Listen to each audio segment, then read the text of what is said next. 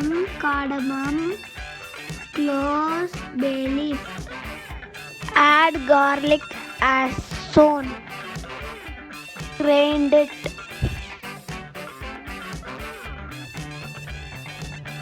Add 2 small sized tomatoes. Add pudina and coriander leaves. Grind it. Heat pan and add 2 spoon oil.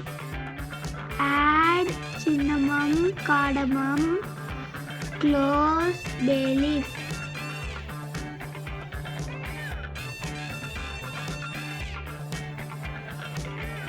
Mix well. Wait for 5 minutes.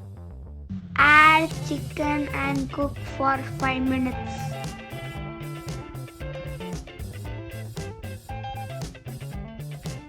Add chili powder and mix.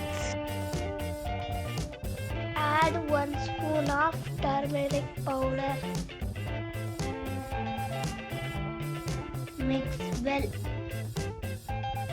Wait for 5 minutes. Add salt to taste.